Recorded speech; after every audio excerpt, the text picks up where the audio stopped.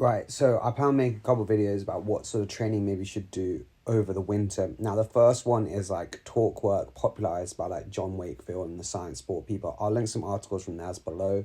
Basically, the point is, it's really sub-threshold work with super low cadence. So maybe like 30, 40 RPM is more what people reckon for torque work. You measure it in Newton meters, and that is actually how you prescribe the effort. So you don't prescribe it on watts or cadence, you prescribe it on Newton meters. Newton meters is the part of the force of you pushing on the pedals. It's quite a good way to track the power and cadence in one way, and it makes it easier to track progress over time. Instead of going, they pushed 310 watts, 40 RPM. Next week they did 310 or 315 at 43. Like, is that better?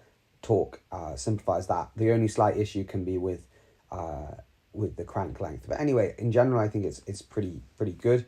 And typically, like, people will be doing intervals at 1 to 1.5 Newton meters per kilo. The stronger 1.5 is like really elite level. 1 Newton meters is more standard. So a typical session is like a 4x4, 3x8, 3x10. It doesn't really matter where you do it in the ride. I like to do them normally, and the athletes I coach do them at the beginning. You can also do some tempo intervals afterwards as well. It's one of these ones where you don't need to be super fresh for it, in my personal opinion.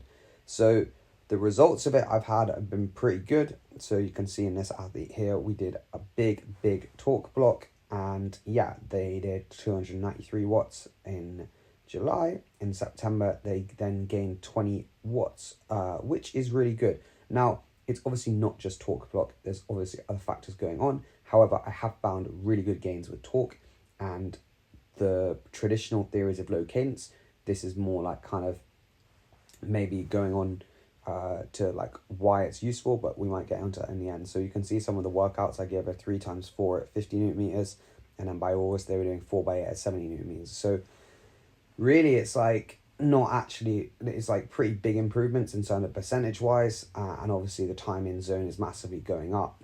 This athlete never did any gym work either, where I think if you don't do gym work, the torque work, it's not the same as gym work, obviously, but it's verging closer to that with your neuromuscular activation. That's the reason people think it works, is that you're really like, well, number one, you're doing a lot of muscle damage compared to normal cycling, and also that you're really helping establish neuromuscular pathways.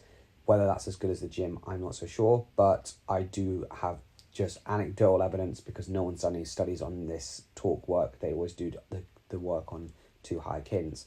And here you can see another athlete I coach as well. So the first time they did ramp tests, so they only trained basically indoors. They did, the first minute was like 390 watts on the test in February. In March it was 421. So again, like, the threshold went up a lot. I think on the ramp test, I always think like it does go up because you get better at ramp tests, so maybe it's not the same physiological increase as the 20-minute test was. Again, the workouts, you can see 4x4, 47 Newton meters. By the end, it's 3x8, 65 Newton meters, and then they did 20 minutes tempo afterwards. So you can see, like, it's obviously just a massive increase in terms of the ability of force production. So the conclusion I would say is that it is good to do. I think from basically every athlete I've given to, they have got stronger. Like, either hit new PBs or got to a point where it's like, they're at their fittest from it. And I think it's pretty essential to do it. If I was going to say when you'd want to do it, if this is like a typical periodization, I actually know whose this is. It probably is mine. No, it's definitely not mine. The time you'd want to do it is early season, in my opinion, before you, like, if you're peaking from May, let's say in this particular graph, you'll be wanting to doing it January to March time. That's really when I think you get big gains, in my opinion. And yeah, I think it's something you should definitely try out and see if you feel an increase. I think it's not a substitute for the gym, but I think it can address a lot of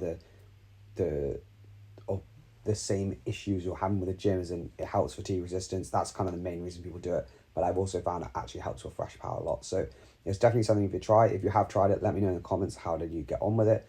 Because so far I've found that most people really enjoy it, and they get a lot stronger. I think the only other thing to mention is that obviously if you have knee pain, it's bad to do. Basically, if you have knee pain, I just wouldn't touch it, because if you get injured, disaster. So yeah, that's kind of the thing, is like, the caveat is if you have knee pain, then yeah, it's not the perfect interval. But anyway, I hope you did enjoy this quick video, and hopefully I'll have some more in the future. So anyway, cheers for watching. I'll see you in the next one.